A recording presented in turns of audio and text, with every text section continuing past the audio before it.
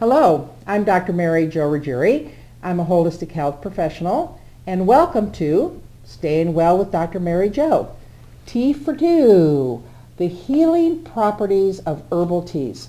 You know, it's become very fashionable. Zencha, tea places, wonderful teas and aromas of teas and how healing they are. You can go into a tea store and they can tell you all the healing properties. Well, we have a specialist with us today who is making her own tea. I'd like to introduce Shannon to you. And what I'd like to really understand and really get across in our Staying Well is the wonderful combinations. Here's a triple green. Here's one flower power. So Shannon, tell us a little bit more. You're really studying herbals and you're making your own teas, and they're delicious, by the way. I have my favorites.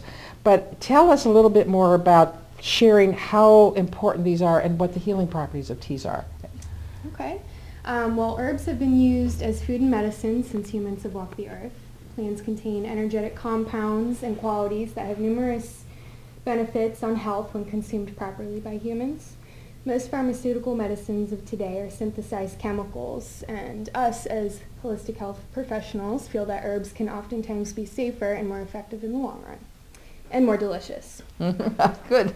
So here today I have a few of my blends. I'll start with my favorite and my original, the Flower Power. This contains 8 different flowers, all which have some nervine and relaxing properties to them. However, it's gentle enough that you can drink it during the day and you won't get sleepy.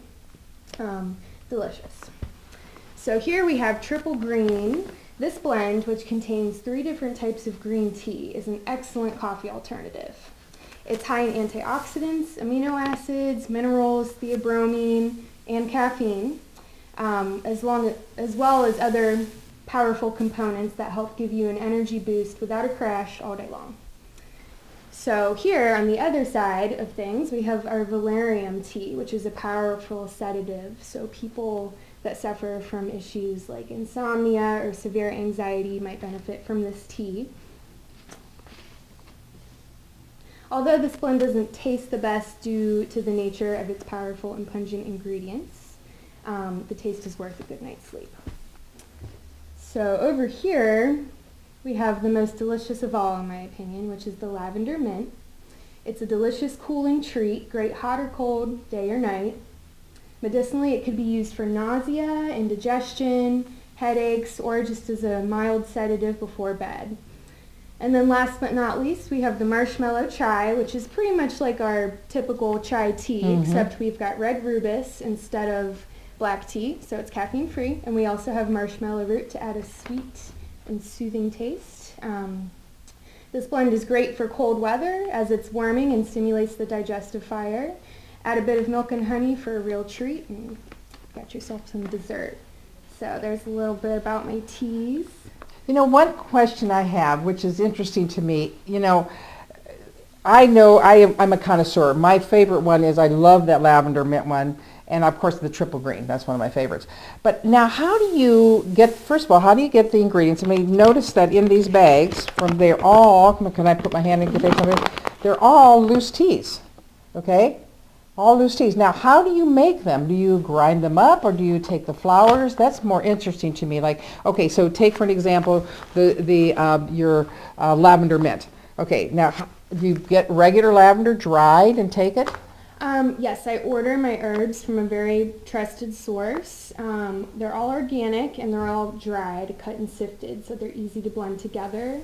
And so that way, by eliminating the bags, you can measure it out yourself. Some people like their tea stronger, some people like them not as strong, and since some of these have medicinal qualities, it's good to be able to measure them out yourself. So you have formulas that you kind of know and you've studied. I know you're studying, one of our courses is herbal education, and you're studying all the herbals and all the healing properties. So to have a background in herbs, I think gives you an idea of how to make the teas. But then like so much of the lavender goes in with so much of the mint, and then you go through trial and error, like make a pot and taste it. Exactly. A lot of it is based on taste, but some of these herbs are stronger than others. So when I have a goal set in mind for the specific blend, I want to know how much of this herb do I have to use to achieve this effect, so on and so forth. And I think that people don't realize that they can go to certain co-ops and get their own herbs. So explain a little bit about that. Well, we have some great co-ops here in Columbus. We have the Clintonville Community Market, where I do get some of my herbs in bulk. They have over 200 bulk herbs, all organic, very excellent. The Bexley Co-op also has some bulk herbs, as well as Whole Foods. So we definitely have access to them here in Columbus, so you can make your own tea blends. And as we kind of come to a conclusion on this, one of the most healing things you can do is to understand the types of herbs and like Shannon was explaining, what healing properties. You can even put your own blends together and see what you like. And I think that using the bulk is a little bit better than just going and getting a box with tea bags. I mean, that's good too if you're traveling. But I am just very happy to be able to introduce these teas to you, because I think this is one way of staying well. Thank you, Shannon. And I'm going to try this lavender mint some more. All right. Thank you.